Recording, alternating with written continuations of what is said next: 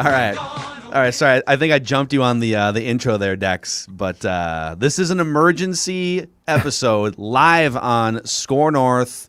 Let's see here: Score North YouTube, Score North Facebook, Score North Twitter. If you could click subscribe on the Score North YouTube channel, that would be excellent.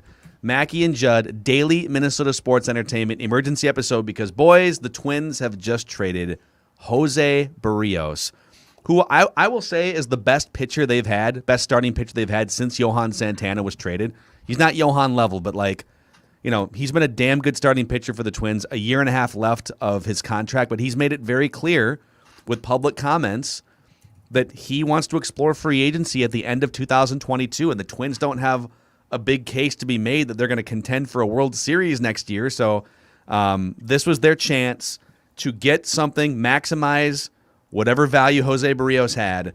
And from a prospect standpoint, this is a haul. Now, these prospects are lottery tickets, and you still have to play it out on the field. So I'm not going to pretend like these are locks, but in terms of what you can get in prospect return, this is pretty damn good. The Toronto Blue Jays acquire Jose Berrios, and they give up two of their top 4 organizational prospects, including the 16th ranked overall prospect in all of baseball, outfielder and shortstop, and 5th overall pick last year, Austin Martin, and 68th overall prospect, who's a right-handed pitcher who throws in the mid-90s, big strikeout guy, some control issues, but Simeon Woods Richardson as part of the deal with Toronto. I don't know if that's the whole deal yet, but it's basically those two guys for Jose Berrios. I know we're all kind of scrambling and posting things on social here as we hang out, but just your guys' initial thoughts on paper anyways, the return that the Twins got for Jose Berrios, 2 of the Blue Jays' top 4 prospects, including one of the 15 or 16 best prospects overall in Austin Martin. 2 things. So, first of all, I think rightfully so, the Twins and Derek Falvey probably in particular have taken a ton of heat from us for the disaster that has been the 2021 season.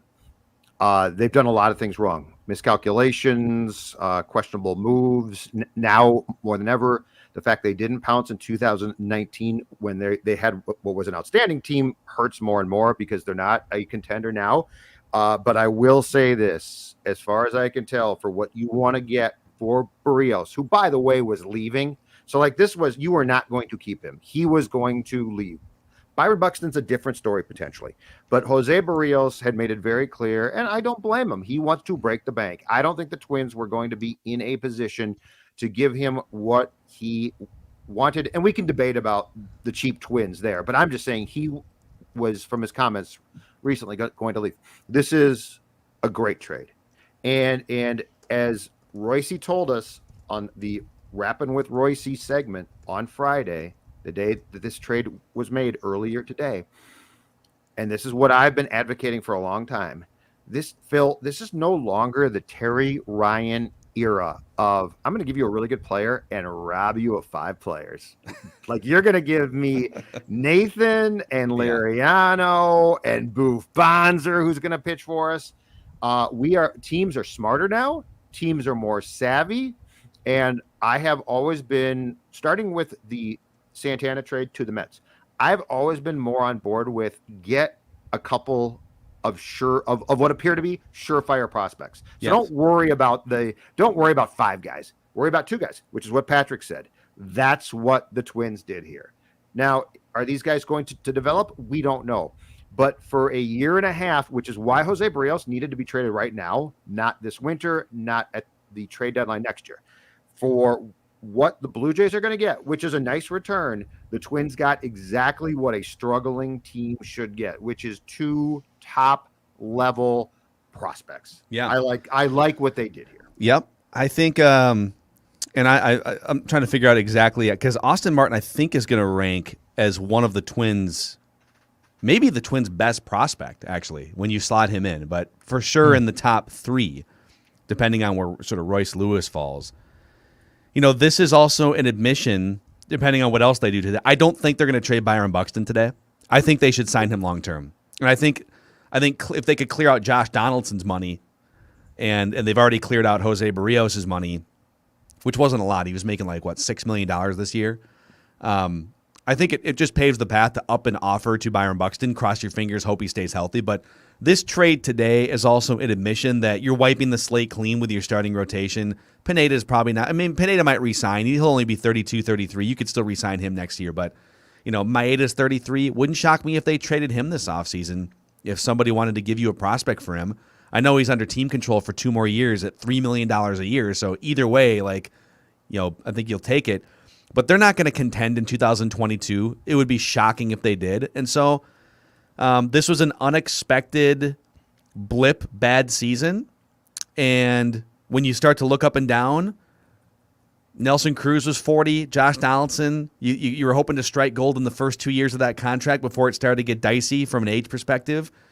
You haven't had young guys emerge into the starting rotation yet, partially because you missed the minor league season in 2020. But 2022 has to be sort of a collect yourselves year now. And this is that admission, right? Just get some more young talent in. If on the flip side, because I think you can praise Falvey and Levine for this trade on paper, because it looks like they got a haul on paper. Mm-hmm. But at the same time, if you would have told me 2 deadlines ago in 2019, hey, the Bomba Squad, the greatest home run hitting team in baseball history, chance to do some damage in the postseason. Not only are they going to get swept out again and then again in 2020, but their window will have closed going into 2022. I think we all would have said, well, that's disappointing. What the hell happened, right? And then in retrospect, you would have said, well, maybe you should have been more aggressive. That was a first guess, by the way, in 2019. Maybe you should have been more aggressive at the trade deadline. Don't take for granted, we got a 5-year window here. No, you might not. It might be a 1-year window. It might be a 2-year window. So there's lessons learned here. Be more aggressive when the window is actually open. But also, wave the white flag when you know that a player is not going to re-sign and get an Austin Martin level prospect for him. So, I don't know. My macro takeaway is, boy, it's really disappointing the Twins are in this position, and a lot of people failed at a lot of things organizationally to put them in this spot. But the first step, dust yourself off, get some good young talent in here. Austin Martin could absolutely factor in 2022. He's at Double-A right now, playing pretty well. And I think on the pitching front, Simeon Woods Richardson, so he's 20 years old, also at Double-A, so he's probably a little bit more advanced. There's not a lot of 20-year-olds who are at Double-A. He has a 5.76 ERA, and he's had some control issues, and he's been much more hittable, I think, than they'd like, but he's super young for that level, and he has struck out 67 batters in 45 innings as a starting pitcher, which is nuts. So he misses a ton of bats. And then it just comes down to, can the Twins develop him? He's a raw arm. Can the Twins develop him?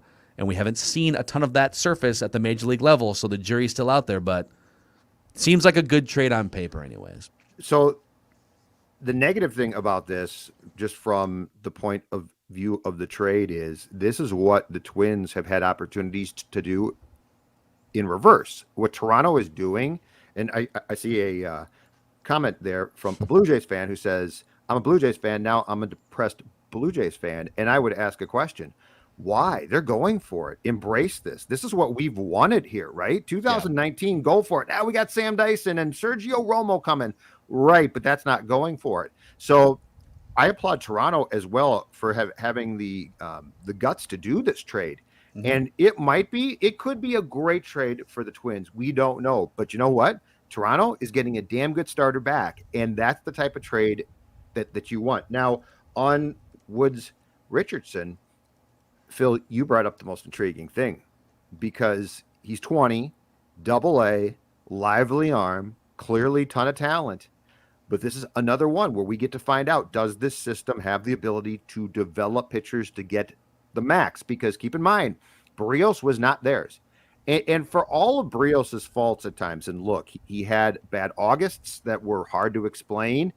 He was never, I'm sorry, but he was never a true ace. He was their ace, which was fine. He was still a damn good pitcher, but he wasn't theirs.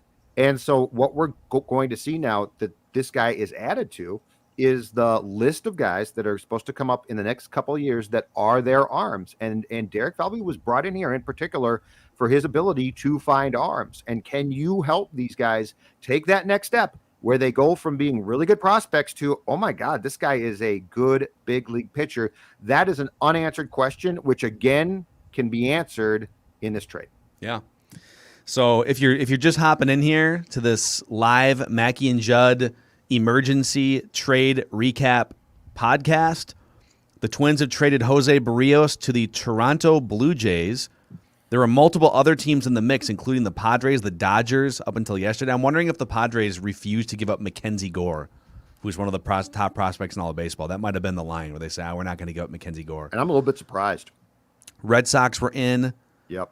The Rays were in. Sounds like some other teams might have been kicking the tires, but the Twins wind up with Austin Martin, the 5th overall pick from last year's draft, who's now in Double-A and playing pretty well as a 22-year-old, and a big arm, big strikeout starting pitcher who's only 20 years old, Simeon Woods Richardson, a 2nd-round pick from 2018, and a guy that is 68th on Baseball America's or MLB.com's top 100 list. Austin Martin is 16th, and by the way, he would slot in just behind Royce Lewis, who's 13th. And Simeon Woods Richardson is now the 3rd best prospect in the Twins organization, ahead of Jordan Balazovic and Yon Duran.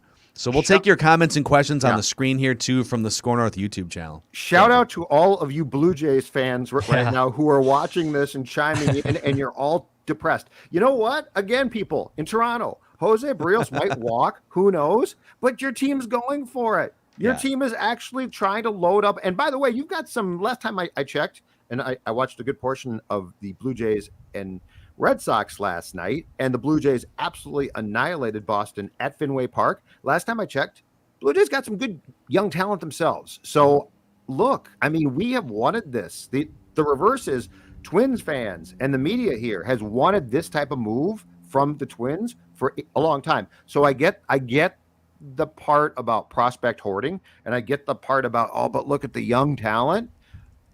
I got news for you. Royce Lewis, 2019, Phil Mackey. If the Twins had traded him and gotten a return to make an impact move, you would not have regretted it yet. And Royce Lewis still hasn't played in the big leagues. Dude, so I'm 100%. The Twins might have made a great trade. I have no clue. But if you're a Jays fan, I'm telling you right now, don't be depressed. Yep. And be that, happy. honestly, you're going for it. What you just brought up, like there's been 3 points in the last. So the Twins haven't won a playoff game since 2004, which is bonkers. And if you're from Toronto, yes, that's true. And it's not like the Mariners, because the Mariners, I don't think, have either, but like they haven't been to the playoffs since 2001. So they haven't had a chance. The Twins are 0-17 or 0-18, 0-18 in their last 18 playoff games, not series. And to me, you brought up 2019, lesson learned. Now, there wasn't like a Max Scherzer. There was a Zach Greinke, though. Now, he would have had to waive his no trade to come to the Twins. Maybe he wouldn't have. But there were other pitchers available, and the Twins decided, ooh, we'll go Sergio Romo and Sam Dyson. That worked out well because we don't want to mortgage the future. Yeah, we like this team a lot, but we have like a 5-year window here that's never guaranteed, and prospects are lottery tickets. Yes, sometimes they bite you. The Cubs traded for Jose Quintana 4 years ago at the deadline in 2017. They gave up Eloy Jimenez and Dylan Cease, so that didn't work out. Now, the Cubs also gave up top prospects for Aroldis Chapman to win the World Series 5 years ago. Right. So you have to be aggressive sometimes. And we look at names on paper oftentimes, and this is the bad news for the Twins. Like Austin Martin on paper, this Blue Jays top prospect, it's like, oh my God, that guy's going to be a stud. Well, he might not be, or he might just be a Jason Bartlett type player, right? I went back just for fun at some key deadlines here. And I got to bounce in like 3 minutes, but Jake Depue is going to come in here from the Score on Twin show. 2006, right? And Liriano blew his arm up, but the Twins had a chance to do some major damage. They were one of the best teams in baseball the last 4 months of that season, and they were kind of like, at the deadline, it was like, I don't know. I think Soriano was available at one point. Like they needed another bat, right? Yeah. But we don't want to give up one of these top prospects. Well, here was the top prospect list for the Twins in 2006. At the time, all of these names were like, oh my God. Liriano, Scott Baker, Anthony Swarzak, Matt Garza, untouchable, right? Mm-hmm. Matt Moses, Jason Kubel, Jay Rainville, Kevin Slowey, Boof Bonzer, Jose Majares. Like, in retrospect, you would have traded literally any of those guys for a big established player. Yep. 2010, I covered that team. I covered that beat. They would not put Aaron Hicks in a trade for Cliff Lee. We cannot do it. It's too steep of a price. I mean, 11 years later, you're like, what? And that is, to me, very parallel to this. Mm-hmm. So from a Blue Jays perspective, you're getting a damn good, let's say, number 2 starting pitcher, a playoff rotation guy for the next couple of years in Jose Berrios. A little bit of a warning, he's pretty bad in August historically, so you might want to look at that. And hopefully the Twins lottery tickets work out better than some of these names that we're mentioning. But whenever you have a chance, the lesson learned here, when your winning window is open, Yes, don't be afraid to trade lottery tickets. Don't be like it'll bite you sometimes, but not getting that extra piece probably prevents you from winning in the playoffs, right? Mm-hmm. So this also coming in from Mark Feinstein about just 10 minutes ago. The Twins pulled off the biggest deal the deadline day thus far by sending Berrios to the Blue Jays for 2 prospects, but sources say they are not done. Plenty more to trade, including Pineda, Robles, Duffy, and possibly Kepler or Buxton. Kepler, I think Kepler could be going to the Braves because the Twins were obviously talking to the Yankees about Kepler, but since they got Gallo now, that's dead. yeah, I think they're sick. I think they're sick of Kepler. But the Braves are chasing a wild card in that division, or potentially I think they're actually chasing the division title. And there was talk that I heard yesterday that they're going after a pitcher and a bat, and the bat could be Kepler, who could stick there too and be pretty good. The only guy I don't think's gone is Buxton. I just don't see Buxton. You're just not going to get the value for Buxton right now that you probably can in a few months if you have to trade him. And this, Phil, but before you leave, this should open up one thing too. This should open up the window to go back to Buxton with a new contract offer. I agree. They should not trade Buxton. I don't think they should trade Buxton. They should sign him. I think you could choose Berrios or Buxton. I think to lose both is a bit catastrophic. Yep. And I think with the threat of Berrios being paid now completely gone, I think you go back to Buxton and say $100 million. Yep. Thanks to all the Blue Jays fans who found this seriously. on YouTube. Appreciate you guys. A lot of Twins fans coming in here as usual. Don't be upset about the Jays. The Leafs got you down. I got to bounce for now. We're going to bring Jake Depue in, but you guys are going to continue on here. And if you're hanging out with us on the Score North YouTube channel, we are Mackey and Judd. That's Declan, our executive producer, daily Minnesota sports entertainment. Click subscribe on the Score North YouTube channel and the bell notification, and we'll deliver you daily Minnesota sports entertainment. And find us also in podcast form, Mackey and Judd, anywhere you find podcasts. ScoreNorth.com is a great central hub for everything we do. And all right, I'll see you guys a little bit later. Judd's going to training camp later today, but What a great week this is. I love this week. Thanks, Philip. It's fun. All right, boys. Talk to you soon. Better, Phil. Happy meetings. All right. Yeah, Jake Depue's about to join us here in just a minute. But yeah, resetting. Minnesota Twins have traded Jose Berrios for a couple of top 10 prospects in Simeon Woods and Austin Martin. Austin Martin beating the 5th overall pick in last year's draft. Simeon Woods, a right-handed pitching prospect in Double-A who struggled a bit this year. Austin Martin has been a very productive hitter so far in the minor leagues as well. And as Mark Feinstein pointed out on Twitter, that the Twins, this just could be the first of many deals. We're about 3 hours away as of this moment from the MLB trade deadline. But let's Judd, let's also bring our counterpart from the Score North Twin Show in, Jake Depue, who I'm sure has just a few takes. I'm sure just a few lukewarm takes on what has transpired here in the last half hour. Jake, what's going on? How do you feel about the Twins trade? How's it going, guys? So I have 2 reactions. The first is they got a huge haul. There's no question. This is a great trade for the Twins in terms of the prospects they got back. Woods Richardson, I know his numbers aren't great at Double-A, but he's a legitimate starting pitching prospect. Should slide in right around that Joe Ryan mark in terms of maybe a little higher in terms of their prospect status, his prospect status with the Twins. But my other reaction is, what have we been hearing from Falvey and Levine for the last 3 months as this season has gone off the rails? Retool, not rebuild, right? That's what they've been saying nonstop. Well, now that's clearly not true. They are rebuilding. This is a 3-year rebuild, in my view, by trading Berrios. Like, you cannot expect to be, I think, competitive in 2022 if you trade away your best starting pitcher. So I think it was a good move. I think they needed to do it. They put themselves in a position where they had to do this, but it goes against what they've been saying, and it's basically punting on 2022. Now, that said, real quick, in 2023 and 24, the window could very well be open again. It depends on whether or not they can actually develop all these starters that they've acquired. Yeah. So to go back to when the Wild fired Chuck Fletcher a few years back, and the owner talked about tweaking, it's always a lie. Like if you have to tweak, you ordinarily and look, a rebuild does not mean that you are dedicated to 5 years of being crappy or 4 years. A rebuild just means that at some point in time, you basically looked at your current roster and said, it ain't working. We have to make changes. So I think if teams were to be a little bit more honest, they could use the word rebuild if they gave you more of a time frame, because I think we always think now, oh my God, the Baltimore Orioles have been bad for how long? Well, that's not the norm. Like you shouldn't be crappy for that long. So the Twins are rebuilding, and ordinarily teams are. I mean, a tweak is done by an already good team. If you have a team that's bad, you're not tweaking, you're rebuilding it. So that's the first thing off this. The other thing that we have to be prepared for, and I don't know how the minor leagues are going to operate, but I guarantee you that a team like the Twins, Jake, and we've discussed this before, and I've been told that this is dead on right, and it's just not being talked about. A team like the Twins is preparing for not playing next season. Yep. So if we have a work stoppage, okay. Now, in previous years, I want to say that the minor leagues have continued to play because they obviously don't fall under the same CBA. In fact, those guys get screwed that the big leagues do.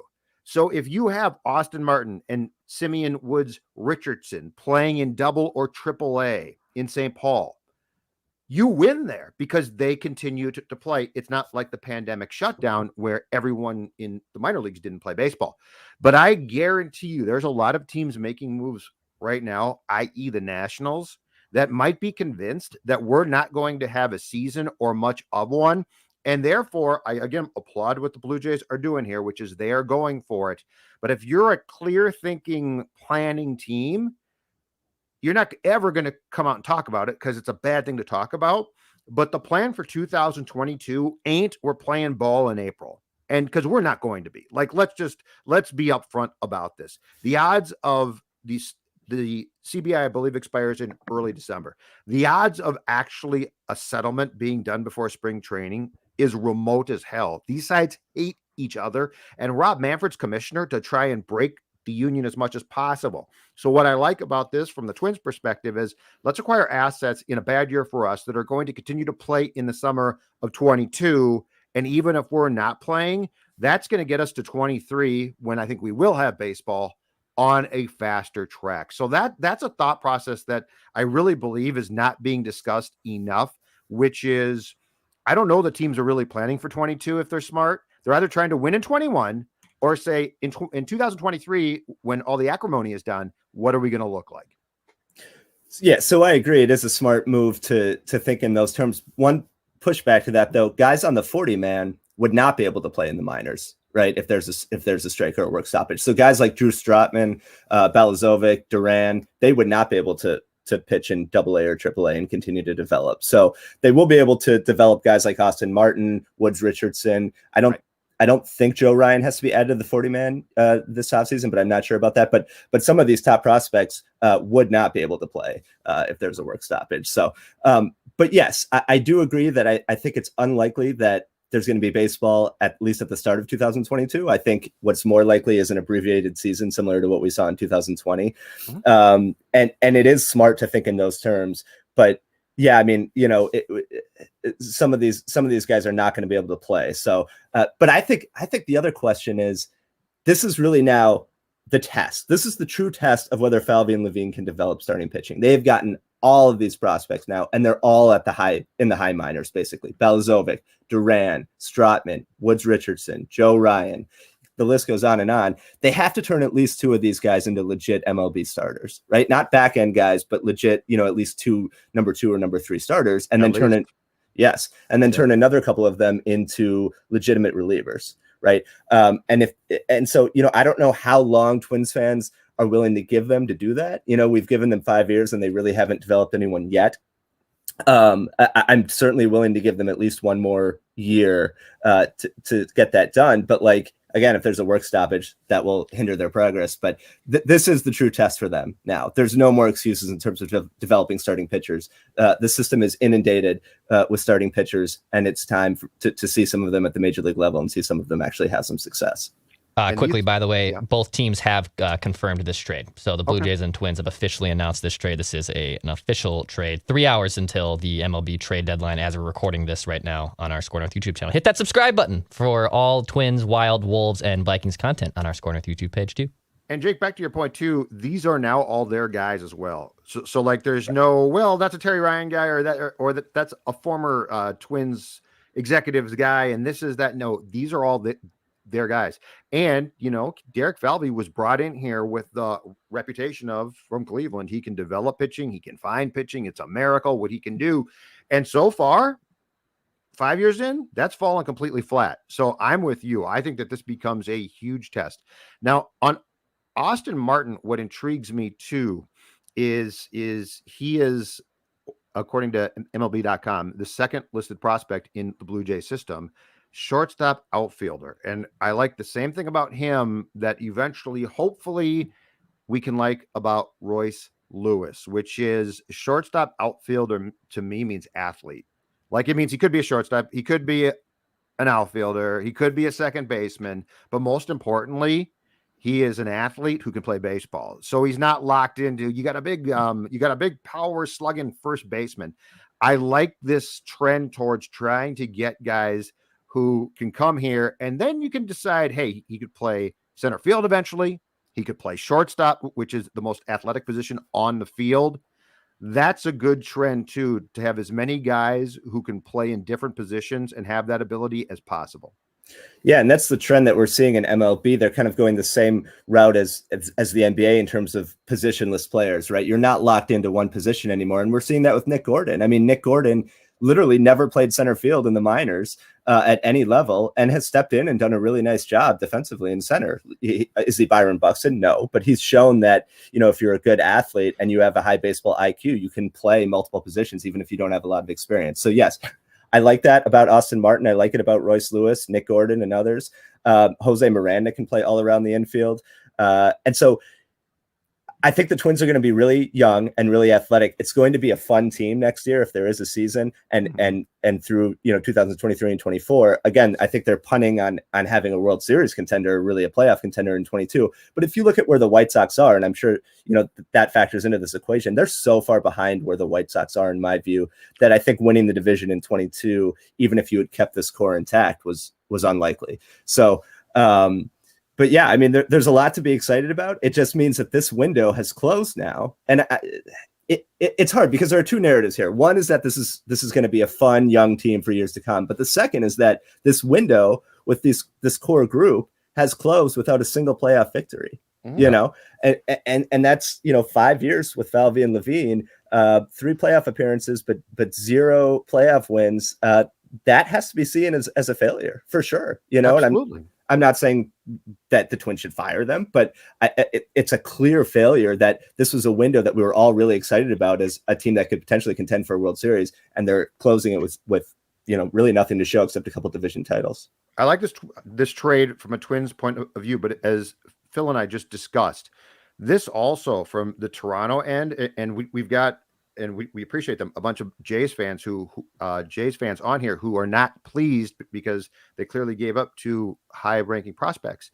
But this is a lesson as well for Falvey and Levine. And to go back to 2019, Jake, this is why you make a splash trade and potentially give up some guys that you absolutely love, and you don't prospect hoard, because you don't know. You can't just go through and declare the window's open, the window's closed, I mean, go back. Thad Levine in 2019 said, and we all agreed, the window is only cracked, and we will decide when it's fully open to make the trades to make us a World Series contender. Guess what? The window bleeping broke. It never happened. So just from a Blue Jay standpoint, and if you're a Jays fan, why I would be happy about this is your team's going for it. And look, if you had dealt Royce Lewis and another prospect in 19 and brought in the type of help that you probably should have back then, and you go for it, that looks really smart now. Because guess what? 2022 is a disaster, and Royce is not here. And so you can't just go through and you don't get to decide when the window is open and when it's closed. It becomes clear to you, presented by the sports gods, right? The baseball gods. 2019, you're hitting home runs. It's unbelievable how good your team is. It's popped up. Take advantage. Don't tell me, well, 3 years from now, we're going to be great. And you don't get that. You know what? You can't know that. 2021's a disaster right now. By the way, also old friend Eddie Rosario has just been traded to the Atlanta Braves. Oh, that might be the for cash considerations and Yep. Pablo Sandoval. Wow. What is Cleveland is aggressively bailing. Yes. Aggressively. They traded Cesar Hernandez, the second baseman, to the White Sox last night. Francona has called it quits for the rest of this year, I believe, because of a health issue. And now they just took on Pablo Sandoval, which is awesome. That actually impacts the Twins, though, Jake, because there was some talk that I believe was probably viable yesterday that the Braves, in trying to make a run at that division, were going to pursue pitching today and a bat. And the bat was possibly going to be Kepler, who had been in play with the Yankees, but with Gallo going there, is out now. If Rosario is going to the Braves, my guess is Kepler to Atlanta is probably dead too. Yeah. And so I saw a comment from Jason Hegstrom saying, this is great, but where's the reckless speculation? So let's recklessly speculate a little bit. There's still 3 hours to go. Are the Twins going to make another major splash in you guys, in your opinion? Because obviously I think they're going to trade Pineda. They're going to trade Robles if they can, Simmons, if they can get anything for him, but are they going to trade Kenta Maeda, Max Kepler, Byron Buxton? I still think they're going to move one more big name, somebody who's not on an expiring deal. I don't think they'll trade Buxton. I think that's more likely in the winter, but it would not surprise me at all to see Kepler go or Maeda, because Maeda right now you don't need, if you're rebuilding, right, and looking more to 2023, is it worth it to keep Maeda? I know he's on a very team-friendly contract, but he's also 33 or 34. And he won't want to be around for a rebuild. He's chasing rings, right? So does it make sense to move somebody like Maeda for prospects? I think Rogers is gone. Because again, what is the incentive to keep him? You're punting completely. And he could bring you immediate value back or in going to a team. So if I was to rank who I think is going to be moved by 3:00 today, that's a splash move. I would say Rogers 1, Maeda 2, Kepler 3, because I not because they don't want to trade him. I just think it's drying up, and I don't think they'll take nothing back for him, which they shouldn't. And Buxton 4. Why would you trade Buxton now? Because you're not going to get the value back that you possibly could once you trade him potentially in the winter if he's healthy. And I told Phil this, Jake. The other thing too now is with Berrios off your books, I think you immediately go back to Buxton and say $100 million, X amount of years. Let's get this done. Because why wouldn't you? Berrios is gone. You didn't bring in salary back. So I don't think that trading both Berrios and Buxton and punting there is acceptable. I do believe that Berrios was going to explore the market and leave. Okay. So I completely can get that one. I don't love it, but I get it. And the trade that they made appears to be a good one. But I think at this point in time, the Twins' feet should be held to the fire to a certain degree to get Buxton signed now. Because tell me, why can't they? Like, if you were afraid we might have to eventually pay Berrios, you don't now. So sign him and get him done. But yeah, I think Rogers, because it's just a sprain, is going to come back.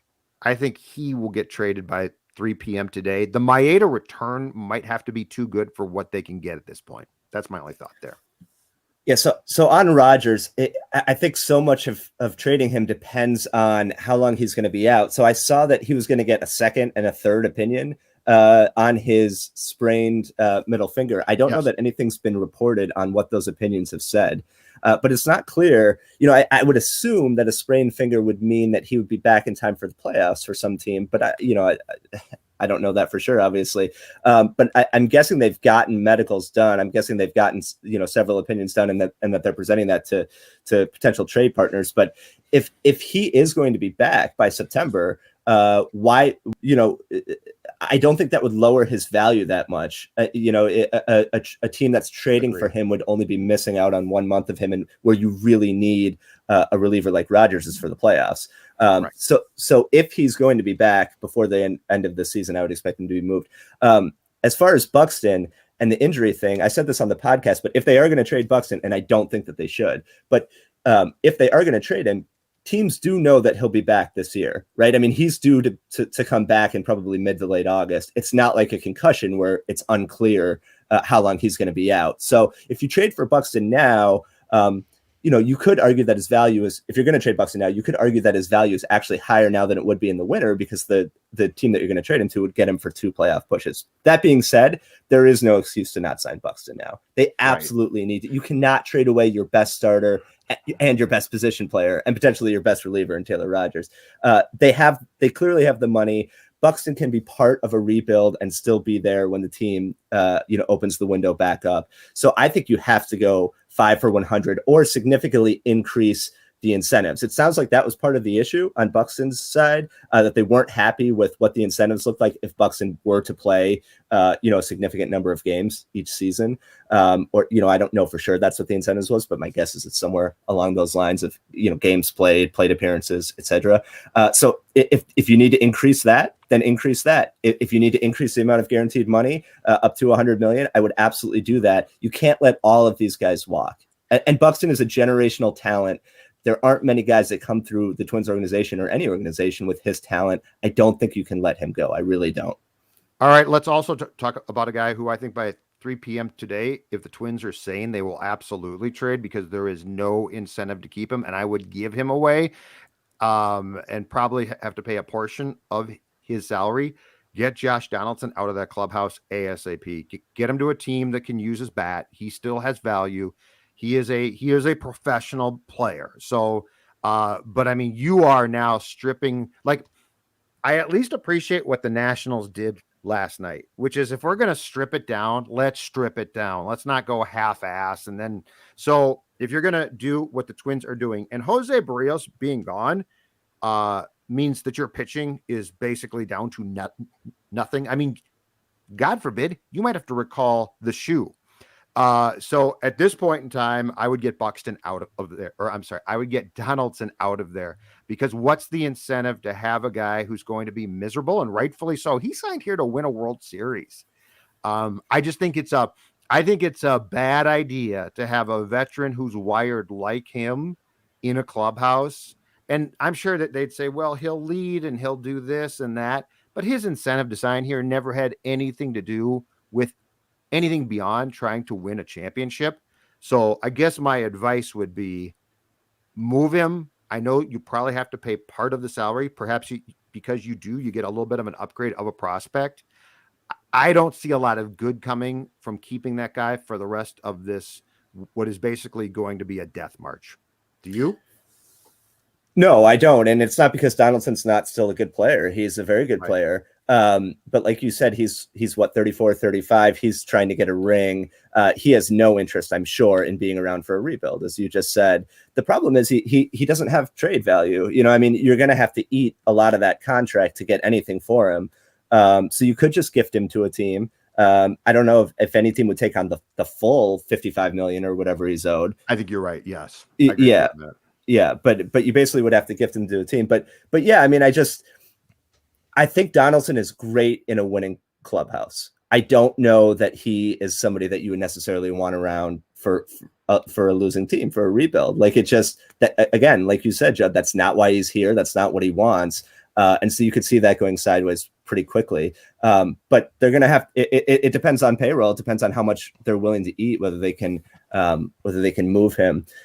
Let me ask you guys this. Do you see Miguel Sano? So somebody just commented, is Sano going to get traded? Is there any, there you go. Is there any chance in your mind that a team would be willing to take on Miguel Sano? I don't see that. Although, he's on a hot streak right now. Maybe that convinces some team.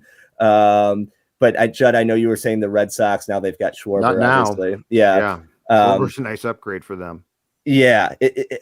I just don't see a path to trading Sano unless you basically take on his entire salary. Yeah, no, I don't see it. My feeling is that he can't come back next year. I mean, he's a disaster at the plate. It's not going to change. Like, we could talk about, oh, but look at the home runs. I don't care at this point.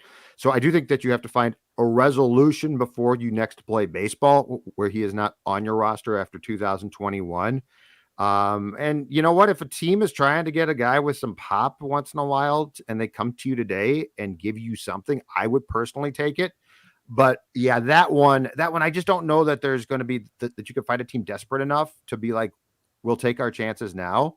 So I doubt that one. I think what this does, though, with the Berrios trade being done now, you guys, I think this does unclog the drain, though, where we are going to see a lot follow by 3. I think Simmons has to be gone. Like, there is no reason. Just do him a favor and trade him. Pineda, I trade him, which is why I say I think the shoe might be back. Did you see the shoes comments, by the Yes. way? Have you guys talked about that? Yeah, we did. My problem with the shoe is he was so bad. Just shut up. He's not wrong necessarily, but he's not the right guy to be criticizing what the Twins asked him to do because he failed so miserably across the board. Now, if that's Berrios, if Berrios goes to Toronto and opens a vein, I'm like, cool. Yes, tell us what's wrong. But when a guy is as bad as the shoe was, and then it's like, well, they tried to, and by the way, Shoesy, you're having success at AAA, okay? Big difference in competition. So I thought his comments were interesting, but he's the wrong guy to be saying it. Like, don't tell me what they're doing wrong when you were that bad. If he had been halfway decent, and then, like, if Lance Lynn now came out and said, here's what they did wrong, I'd be like, okay, because you've been really good since you left. But he's been good in the big leagues, Jake. When a guy who's gone to AAA now is like, well, I'm great in AAA, so here's what the Twins did wrong. I'm like, dude, he's a terrible signing. It didn't work. But that rubs me the wrong way that a guy who was that feeble would now be telling us what was done wrong to him. Yes, I'm with you. And he obviously, you can't just blame it analytics and the Twins, misguiding him or whatever. But I do think it gives a little bit of insight into how the Twins are trying to develop pitchers. And he is a veteran. He's been with a lot of different organizations. He's seen a lot of different approaches to how organizations develop pitchers. So he does have insight in that way. Twins like to talk about individualized plans for different players, right? Falvey's mentioned that a lot, that they don't, he really scoffs at this whole notion of that it's like a one size fits all, that they're using analytics in the same way for each player. But in the case of Shoemaker, at least based on his comments, that's kind of what he is saying, that they had a specific approach in terms of their analytics and how they wanted their pitchers to attack hitters that didn't work at all. Now, you're right that he had a terrible year. And I'm not saying that if he went to a different organization, he would become Garrett Cole or whatever. But like the fact that they've had so much difficulty developing starting pitching, and to then have a veteran pitcher, whether you buy it or not, to come out and make those comments, it's interesting to me. It does provide a little more evidence that maybe their system has some flaws to it, and maybe the way that they're trying to communicate analytics to some of their players, whether they're young players or veterans like Shoemaker, maybe there's some holes in that communication process, and they need to get better at that. So I'm with you. I understand, like, he probably doesn't have the track record this year to be making those comments, but it does give you a little bit of insight into how at least some pitchers are viewing the way the Twins are trying to develop them. So just to reset as we continue here, you are watching Score North. We are live right now. Coverage of Jose Berrios being traded to the Toronto Blue Jays for 2 top prospects. MLB.com. Austin Martin comes back to the Twins, shortstop outfielder. He started the day ranked second in the Blue Jays organization. And the 4th ranked prospect was right-handed pitcher Simeon Woods Richardson. Both of them were at Double-A. The Twins get both of those. So a very good trade for the Twins. The trade deadline is at 3 p.m. today. We're expecting more action from the Twins. Don't know if we're going to get another splash. Hey, Dex, if you have a second, your thoughts on what's next, and I'd be curious what you think. Do you think Buxton gets moved, or do you think he stays put? I think Buxton stays put. I know that you could make the case that, all right, well, you've traded Jose Berrios. Maybe you do another salary dump for Donaldson. You just move on from all these UFAs essentially and Robles, Simmons, etc. If you can move Donaldson, I think that'd be huge. I think that clears the way, and then you can start this extension talk again with Buxton this winter. I think and be serious about it and just understand that, look, this guy might only play in 50 to 60% of the games, but he's a difference maker when he's on the field for us. I would think Donaldson, if you can get him moved, go for it. I think it might be harder to get Taylor Rogers moved just because of this finger injury. I know you can still trade him, but I think, man, just horrible timing on that front. But I think, the Robles and Pineda, like that, yeah, I expect them to be moved, but obviously the return there is blech. Like, I don't really care. Just take the bag of chips and go home. But if you can move Donaldson off your books, and I know, again, that return wouldn't necessarily be getting a good return. You'd just be clearing out that contract or the majority of that contract. I think it puts you in a good place. You couldn't just run back this team. And I really don't understand the notion of let's run it back one more time. The Washington Nationals won a World Series less than 2 years ago, and they just punted on Trey Turner. Now, Max Scherzer is going to be a free agent, so that makes a little more sense. They literally won a World Series 2 years ago and said, we're not going to run this back again. We're not going to make another poll for Max Scherzer. Here's also Trey Turner. We're going to enter a rebuild. Self-awareness by competent organizations is humongous. And I'm actually proud of Falvey and Levine for not going into this. Well, if it's not going to be this exact prospect or this exact return, we're going to hold on to Jose.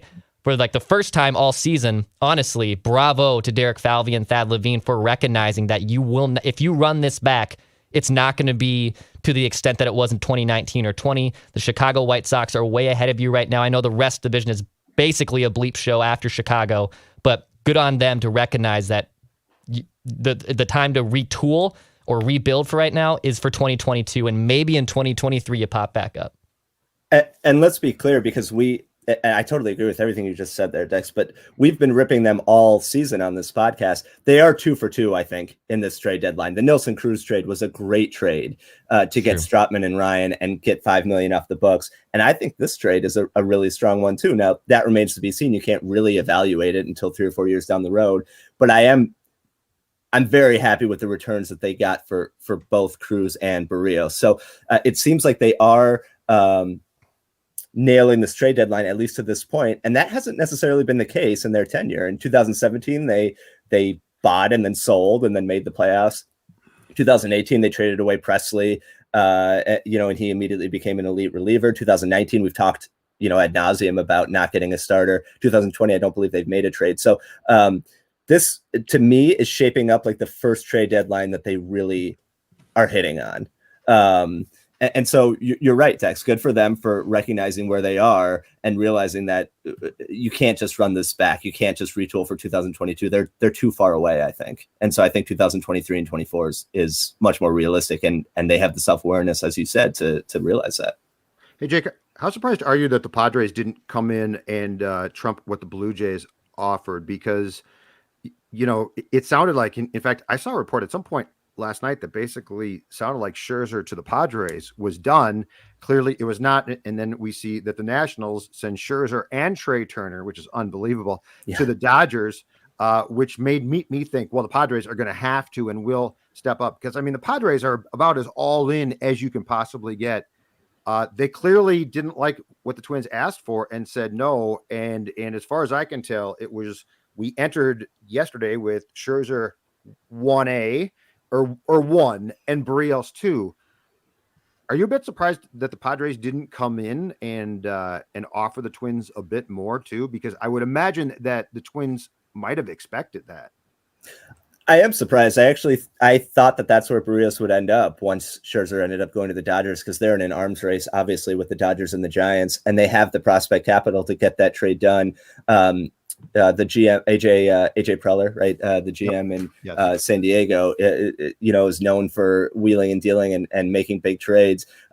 So I did expect him to end up there. It shows you the strength, I think, probably of Toronto's offer. We don't know what San Diego was offering, obviously, but they have a lot of prospect capital, and I'm sure they made a strong offer. So it shows you how highly the Twins think of Austin Martin and Richardson, I guess maybe to a slightly lesser extent, but Austin Martin is a top 25, consensus top 25 global prospect. I mean, this is a guy who's right there with Royce Lewis and some of the other, big names, in the minors. So, they had offers from, it was reported, at least four teams made offers, and probably more than I haven't heard about.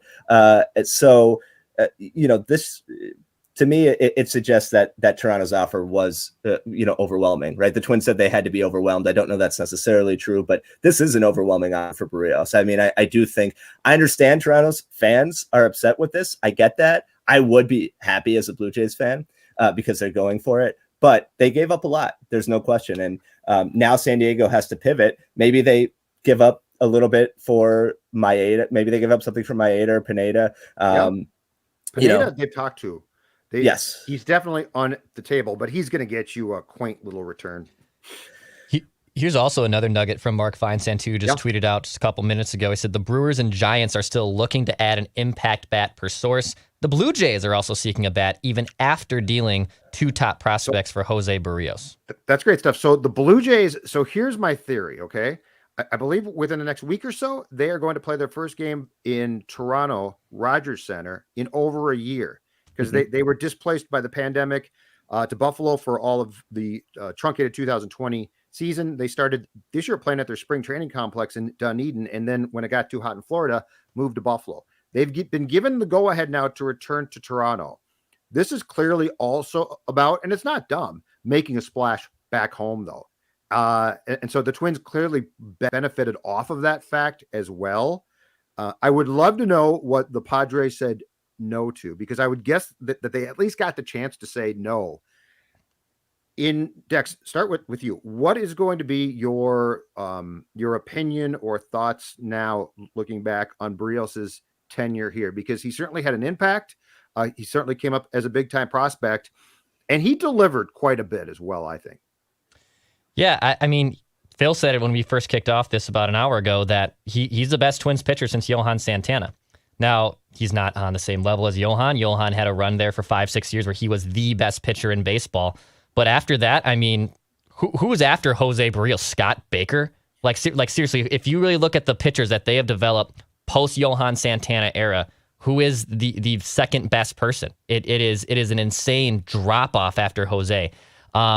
And also, Berrios was drafted right under the Bill Smith, Terry Ryan era. So, Berrios wasn't even part of Falvine's property right now. And there's a little bit of worrisome there that, all right, now you've got 2 other prospects. Are these guys going to turn into something? And I know in 2020, there was no season and this, and that, but well, then how come other teams are popping up and being successful in 2021? Just because there was not a lost season last year, and obviously it was a trying year for everyone in the world, but at the same time, we're just going to give them a pass and say, well, it's bad luck. It's not bad luck. It's baseball, and there's other teams that are winning baseball games and developing their pitchers and developing their players into helping their team being World Series contenders. So I truly hope that they are able to develop some of these pitchers. Joe Ryan pitched another gem today for Team USA in the Olympics, so hopefully he is something. I'm curious that the pitchers that they can develop, because it's not just Derek, Falvey, and Levine. You go back down that list that I just listed earlier, the second best pitching prospect the Twins have probably developed is seriously Scott Baker, and that's kind of sad. Very sad. Yeah, so on Berrios, I mean, he was a very, very good pitcher, a very consistent pitcher, and very durable. And in today's game, that's a hot commodity. I mean, that's not something that a lot of pitchers can sort of stamp their name to. I mean, he went. Is he coming back? Yeah. What's that? No, you're good. You froze. You're fine. Keep going. Oh, sorry. Yep. Yeah, I mean, he never went on the IL. He put up very consistent numbers. He never made the leap, right? So that's, if you want to go negative, that's the criticism. He never made the leap from very good, number 2, number 1 on some teams to a true ace. He never got there. But he was a guy who was consistently in that 3.5 to 4 ERA range every year, and will give you 200 innings. That's a guy that has a lot of value. I do wonder if he's going to get exposed a little bit in the AL East, because he's now going to be he's not facing the Royals and the Tigers. and Cleveland 18 times a year, or what, he's going to be facing Boston, New York, right? Tampa. I mean, he's going to be facing some of the best offenses in the game. Yes. It'll be really interesting to see, if he's able to compete and able to put up the same type of numbers in Toronto as he has in Minnesota, because it is a big jump from the AL Central to the AL East. But as far as his legacy as a Twin, like Dex said, he's the best Twins pitcher since Johan Santana, and it's not particularly close. I don't think we probably appreciated him enough because he didn't make that leap, and we were expecting him to be that true ace. But when you can throw 200 innings a year, basically every year, and put up an ERA of around 3.5 or 3.6, that is very valuable. And he does deserve to get paid, and he will get paid, after 2022. The one thing about him that I'll never completely get my head wrapped around, and I think it definitely, because it statistically changed his output, was the August swoons, which never made sense to me because he bounced back from them. Well, like if he had just continued to hit that month and okay, the rest of the season, a disaster, but he didn't. He would hit basically August 1 and he would struggle until September 5th and then he'd be fine. And if you guys recall going back at one point, we talked about how, he would post on Twitter or something about him pushing cars during the winter down home. He'd be doing all of this strenuous exercise, and the Twins were like, okay, we're going to cut back on that, and hopefully that's going to end the August swoon. And it really didn't at times. And that to me is the weird thing, because I think part of the reason why we never considered him to be going up into that stratosphere of true ace was because of that, because that's a pretty damn important month in baseball. And he would somehow come unglued at times and then he'd be fine. And when he was fine, Jake, to your point, he was a horse. He was damn good. They developed a good pitcher there. The other thing too, and I give him credit too. So it was 2019. He was going through, I think, the August slump, and they might have played the Tigers, and he got hit hard. He looked awful. Got lifted early and went home. Or he waited until the end of the game and then escaped the clubhouse before the media came in. And I remember being critical, saying, if you're going to be an ace, dude, you got to stick around and just, play the role. I'm not saying that it's easy, and I'm not saying that you have to say I stunk, but you can't just duck out. Well, today he's doing a Zoom call with the local press, which is really classy, which Cruz did, but you don't need to do. Like he could get on a plane at the St. Louis airport, go meet the Blue Jays and be done, right? But he's doing a call. And I know we can debate this. Is that a big deal? Is that not? But in my mind, it is, because it shows a certain maturity and it shows a certain class that guys who get it do. So good on him. And I do think that the day that he left before talking to the press helped him mature some. And because I think he's a good kid. Like, I always think he's been a good kid.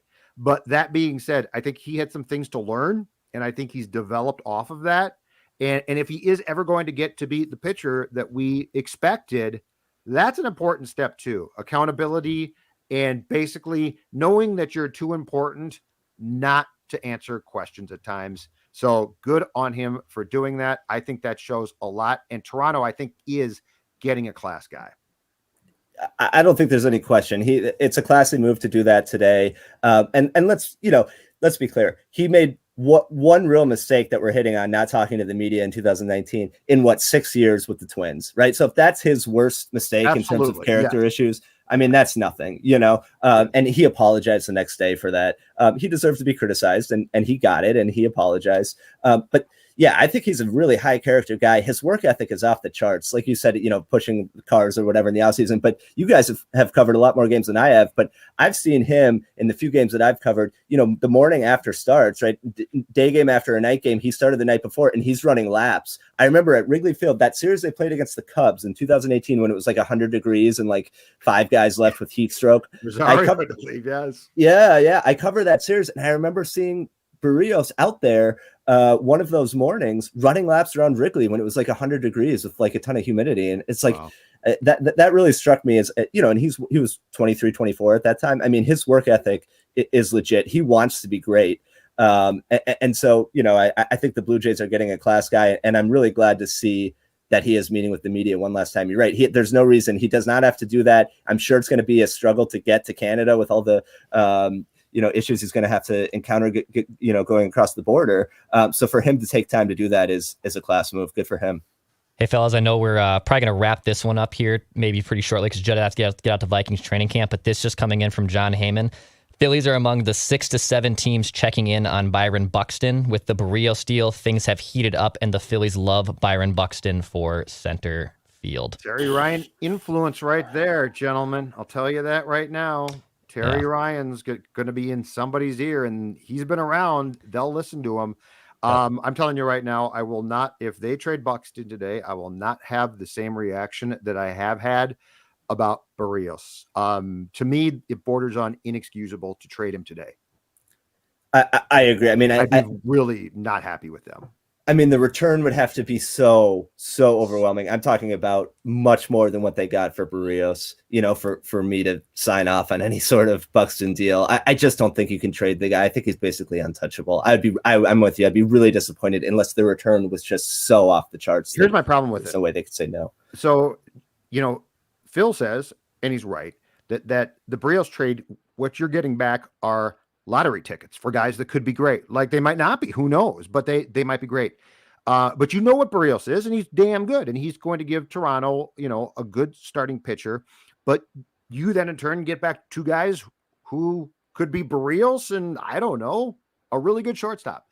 In Buxton, my first thought is this, and I know he's hurt, and I know we're all frustrated. And believe me, Jake, you're conflicted. I'm conflicted. Declan is too at different times on how we feel about Buxton. The reality, though, is he remains the ultimate lottery ticket. Because if you ever get that stretch where he can stay healthy, and I mean, hell, when he's not, sometimes he's great. But my point is, I don't know that you could get a return back unless it was proven players right now. Yes. I don't know that it's one of the hardest discussions to have because there's so much unknown about Buxton. I don't think I could do it. Like, I don't think I could say, well, I got a outfield prospect back and a pitching prospect and something else. Because I guess my question is going to be, what if? And he, for all that we fret, and it's BS, but about who's the next Ortiz, right? Jake, we've talked about this. This might be the next Ortiz. If he goes somewhere and, stays healthy, we're talking about a guy, and you can laugh all you want, but I'm sorry, if Byron Buxton puts together 5 healthy seasons in which he plays like he is now, we're talking about a guy who will at least get Hall of Fame discussion. You're talking about like Mike Trout. You're literally talking about if the expectation is what he's been able to do when he's on the field, healthy over 162 over 5 years. You're literally talking about Mike Trout, a once generational player. That's exactly right. And to address the comment on the screen right now, I think the reason you keep him is not for the rest of this season and next season. It's to sign him to an extension. That's why you keep him. Because the commenter is right. If you're just going to keep him for this year and next, you should trade him. But I think the goal with Buxton should be, as Judd's saying, to sign him to a big extension. And if that's 5 for 100 or whatever it is, you have to do it because he's such a generational talent. Just real quick, there's another commenter saying, why does Donaldson have no trade value? That's not what because he's a good defender and has a good bat. That's not what we're saying. He's still a very good player. It's his contract. It's his contract why he doesn't have a ton of trade value. But yeah, he's obviously still can contribute to a winner for sure. But yes, with Buxton, you only trade him if you think there's no chance you sign him to an extension. And I still think there's a chance. I still think that they can make that happen. And I think they need to. I think they need to pay not a blank check, right? Nobody's saying blank check, but they need to up their ante significantly on Buxton because I just think, yes, he's hurt all the time, but all it takes, as Dex said, is that one stretch. If he puts together one full season on a good team, he's Mike Trout. He's Willie Mays. I mean, the numbers he's putting up right now, he's Willie Mays, with his defensive value. So I don't think you can punt on those guys ever. I really don't. I think you do whatever it takes to get him signed to a big extension and hope that he can stay healthy for most of it. And if he does begin to play and stay healthy and play like he currently was before he got hurt, there's no return you're going to get. I guarantee it. That's going to justify the trade. On Berrios, it's a chance, but you know what? It's worth taking. In a perfect world, you would have signed him long-term, but you didn't. It's forgivable though. If Buxton gets traded and becomes the player that we think he can, and I know that's an if, but if he does, it's unforgivable. It is unforgivable. It is a trade that will go down. It will be on Falvey and Levine's grave, the headstone of their grave. Here lies the man that traded Byron Buxton. Do you want that on your grave? Ain't nobody going to remember the Berrios trade. So I'm just saying that it's that difficult of situation. And I can't think of another one currently in baseball like it. When your ceiling is Mike Trout and Willie Mays, and you've proven in short stretches that you can perform at that level, you do not give up on a player like that. You just don't. And I know he's injured all the time. I get it. I get how difficult this is to come up with a fair offer for him. But when you have a player whose ceiling is that high, I just think you have to gamble a little bit and hope that he can have healthy stretches. Okay, Dex, before we wrap things up, is there any more Feinsand or Morosi or Heyman or Rosenthal or Passan or Jake Depue news to report? Nothing really in regards of rumors. John Heyman pointing out this good fact, if you want some optimism for the Twins. Austin Martin gives the Twins quite an impressive stash of young positional prospect players. Martin, Royce Lewis, Alex Kirilloff, Trevor Larnach, Ryan Jeffers, Nick Gordon, Jose Miranda, Nick Sabato. I do know Royce tweeted. You guys see Nick Sabato's numbers in high A yesterday? Sabato, yeah. Or Aaron Sabato, excuse me.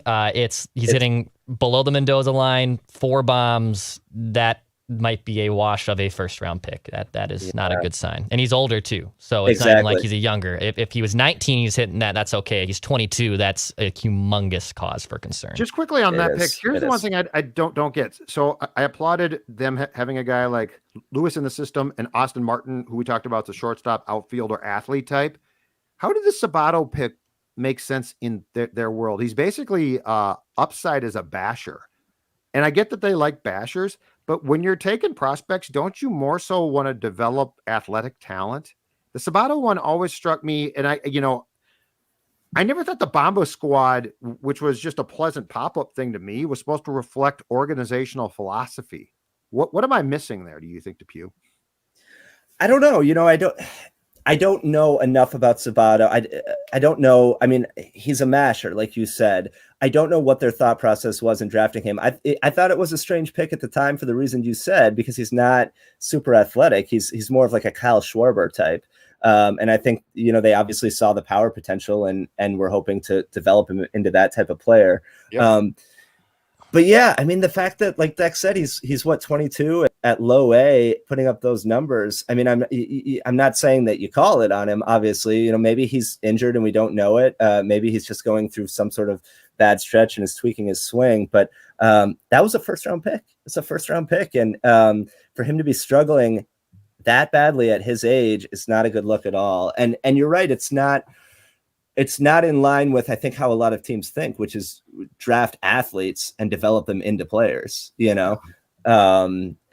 So yeah, but we'll you have to give him a little bit more time. But I do agree with the general point of that tweet that Tex was saying. There are a lot of position players in the minors now with the Twins or that have emerged in the majors to be excited about. Jose Miranda, I mean, his glove has always been legit, right? He can play around the infield, all 4 positions in the infield. The numbers that he's putting up at AAA, and I get it's AAA, it's watered down, but his numbers are incredible. I think he's reached base in, I believe, every game since he's gotten to AAA. And so that makes trading Donaldson, to me, even more interesting because you have a ready replacement, right? He's ready to go. You could insert him right now and get him at bats at the big league level.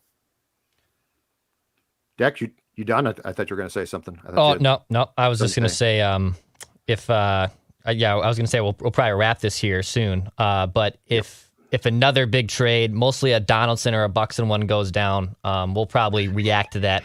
I'm sorry, Michael I'll be Pineda, here, Hansel baby. Robles, and Andrelton Andrelton Simmons. gets traded. I'm sorry, We're not guys. going to do the No. Davey Concepcion, Bert Campaneras, No. Mark Belanger. Oh my God, they've lost a great defensive player, perhaps the greatest defensive shortstop in Twins history, Dex. You keep one in the chamber for that one, but if it's Buxton or if it's Donaldson or if it's something significant, we will hop back on. We have also other Vikings and other things to get posted here, so we'll obviously have that content for you as well. More speaking for myself, Yep. But yes, we I'll wrap will. it up. We will be on standby if a big trade comes down. So the trade deadline, Major League Baseball, 2 hours away approximately. It's 12:51 Central right now. The deadline is 3 p.m. Central. If you have not heard and are just tuning in, Jose Berrios has been traded to the Toronto Blue Jays. The Twins get back shortstop outfielder Austin Martin, the second best prospect in the Jays organization, and right-handed pitcher Simeon Woods Richardson. Both of them are at Double-A. I am sure there is more to come. As Declan said, if there's a big trade, we'll jump back on. If they trade Pineda, you're on your own. Thanks to Jake Depue, executive producer Declan Goff. I'm Judd Zolgad. Follow all the Mackey and Judd Purple Daily. We got you covered when it comes to Minnesota sports. We'll talk to you later.